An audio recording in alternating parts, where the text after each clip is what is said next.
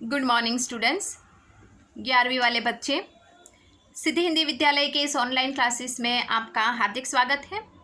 अब बच्चों, यहाँ पे हमारा ये जो लेसन चल रहा है, अर्थात जैसे कि पहला जो हमने एक पाठ देखा नमक का दारोगा, जिसके रचयिता यहाँ पे प्रेमचंद, साहित्य प्रकार कहानी।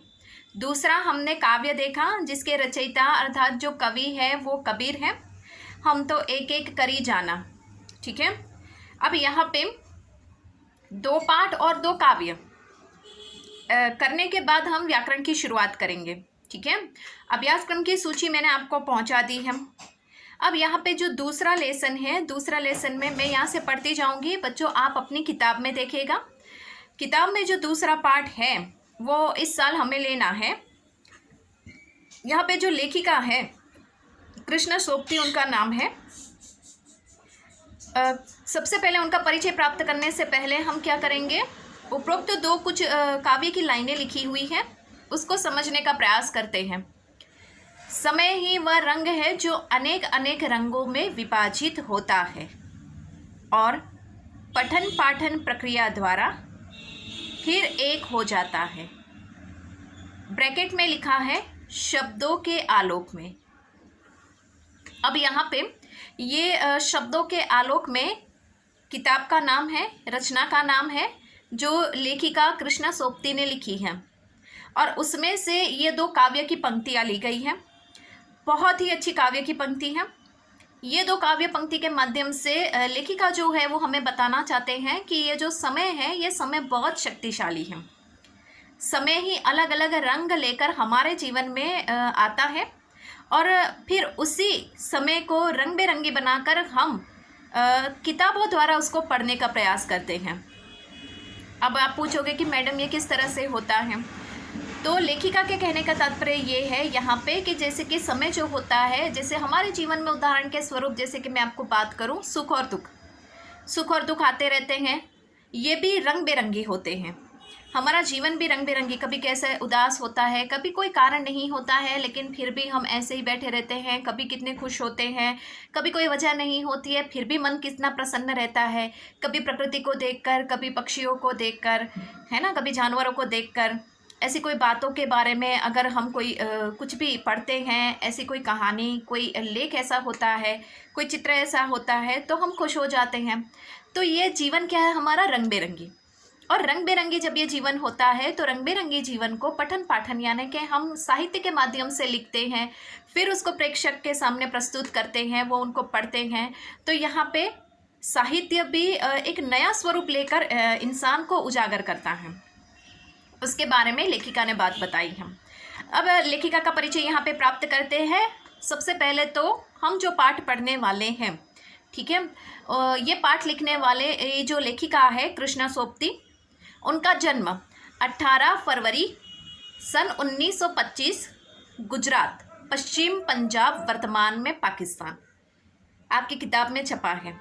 मतलब ये कृष्णा सोबती जो है, ये कृष्णा सोबती का जन्म कहाँ, किस प्रकार, तो यहाँ पे 1925 में फरवरी में, 18 फरवरी में उनका जन्म हुआ। कहाँ पे, जैसे कि गुजरात लिखा हुआ है लेकिन फ़िलहाल वो हिस्सा वर्तमान स्थिति में कहाँ पे है, पश्चिम पंजाब, मतलब वर्तमान स्थिति में पाकिस्तान में है। तो वहाँ पे उनका जन्म हुआ कृष्णा सोबती। हाल में जो गुजरात के साथ लगा हुआ जो हिस्सा था वो अभी पाकिस्तान से जुड़ा हुआ है, तो पश्चिम पंजाब जिसको कहते हैं, तो वहाँ पे कृष्णा सोबती का जन्म हुआ। उनकी प्रमुख रचनाओं के बारे में पढ़ लेते हैं। जिंदगी नामा, दिलो दानिश ये लड़की, समय सरगम, ब्रैकेट में लिखा है उपन्यास, मतलब ये उपन्यास विस्तार से लिखा हुआ मोटी सी किताब होगी। दार से बिछुड़ी, मित्रों, मरजानी, बादलों के घेरे, सूरजमुखी अंधेरे के, ब्रैकेट में लिखा है कहानी संग्रह। मतलब यहाँ पे सूरजमुखी अंधेरे के उसमें बहुत सारी कहानियों का समुच्चय होगा। हम हशमत, शब्दों के आलोक में, ब्रैकेट में लिखा है शब्द चित्र स्मरण, मतलब शब्दों के आलोक में उनके जीवन में उन्होंने उनके जीवन में जो उनको अनुभव हुआ होगा, किसी के साथ भेंट मुलाकात हुई होगी, तो उन्होंने उसको याद करके वर्तमान स्थिति में लिखने का प्रयास किया है। अब यहाँ पे उनको जो सम्मान मिले हैं, प्रमुख सम्मान के बारे में हम थोड़ी सी चर्चा कर लेते हैं। आपकी किताब में ध्यान दीजिएगा, साहित्य अकादमी सम्मान, हिंदी अकादमी का शलाका सम्मान, साहित्य अकादमी की 72 सदस्यता सहित अनेक राष्ट्रीय पुरस्कार। तो मतलब राष्ट्रीय पुरस्कार, तो उनको जो सम्मान मिले ना बच्चों, उससे हमें ये स्पष्ट हो जाता है कि कृष्णा सोबती साहित्य के क्षेत्र में उनका बहुत बड़ा नाम था और किस प्रकार से उन्होंने अपने जीवन में वो आगे बढ़े और साहित्य को लोगों के सामने किस प्रकार से प्रस्तुत किया। अब उनकी मृत्यु के बारे में 2019 में 25 जनवरी को उनकी मृत्यु हुई। तो मतलब कुछ ही समय हुआ, क्योंकि अभी हम 2021 में हैं, तो मतलब कह सकते हैं कि उनकी मृत्यु हुए करीबन 2 साल होने वाले हैं। 25 जनवरी को, इस महीने में 25 जनवरी को करीबन 2 साल हो गए उनकी मृत्यु हुई। मतलब अभी तक साहित्य की वो सेवा कर रहे थे। अब यहाँ पे कुछ एक यहाँ पे आपकी किताब में देखिएगा, उनके जो परिचय में दिया गया है कि साहित्य में किस प्रकार से उनकी शैली, उनकी सोच, उनकी मौलिकता, उनकी रचनाएं किस विशिष्ट प्रकार की थी, उसके बारे में दिया गया है। हिंदी कथा साहित्य में कृष्णा सोबती की विशिष्ट पहचान है। वे मानते हैं कि कम लिखना विशिष्ट लिखना है। यही कारण है कि उनके संयमित लेखन और साफ सुथरी रचनात्मकता ने अपना एक नित्य नया पाठक वर्ग बनाया है। उनके कई उपन्यास, लंबी कहानियां और संस्मरण ने हिंदी के साहित्यिक संसार में अपनी दीर्घजीवी उपस्थिति सुनिश्चित की है। उन्होंने हिंदी साहित्य को कई नए ऐसे यादगार चरित्र दिए हैं जिन्हें अमर कहा जा सकता है, जैसे मित्रों, शाहानी, हशमत आदि। अब यहाँ पे कृष्णा सोबती की जो रचनाएं हैं उनका परिचय हमें दिया गया है। तो ये कृष्णा सोबती की जो विशिष्ट पहचान है वो किस प्रकार से है, तो यहाँ पे स्पष्ट बताया गया है कि ये जो लेखिका है उनकी ऐसा मतलब उनका मानना था कि कम लिखो, कम लेखनी होनी चाहिए, लेकिन उसका प्रभाव ज़्यादा होना चाहिए। हम कहते हैं ना कि ये इंसान, बहुत उदाहरण के तौर पे बताओ, ये इंसान कम बोलता है लेकिन उसके शब्दों में भार होता है। शब्दों में भार होना मतलब उसके शब्द विशिष्ट प्रकार के होते हैं। तो उसी प्रकार से कृष्णा सोबती यहाँ पे जो लेखिका है उनका भी ऐसा ही मानना है कि लेखन आपका थोड़ा कम होना चाहिए, लेकिन लेखन में प्रभाव होना चाहिए। लेखन ऐसा विशिष्ट प्रकार का होना चाहिए कि आप सामने वाले पाठक के सामने जब उसको प्रस्तुत करते हो तो वो कोई पाठक के ऊपर एक प्रभाव डाले, एक विशिष्ट छाप छोड़ जाए। उसके साथ उन्होंने बताया कि उनके जो रचनाएं थी वो लंबी कविताएं थी, लंबी कहानियां थी, उपन्यास थे, संस्मरण थे। तो लेखिका ये तीनों लिखने में बहुत माहिर थे। अब यहाँ पे उन्होंने उनकी जो हिंदी साहित्य के भीतर कुछ एक जो रचनाएं हैं जिसको अमर कहा जा सकता है, ऐसी विशिष्ट प्रकार की रचनाओं का समुच्चय दिया गया है। तो ये रचनाएं कौन कौन सी हैं जो हिंदी साहित्य के क्षेत्रों में बहुत अच्छी प्रकार से यहाँ पे उनको ख्याति प्राप्त है। उन रचनाओं, उन कृतियों को यहाँ पे सराहा गया है, जैसे मित्रों, शाहानी और हशमत।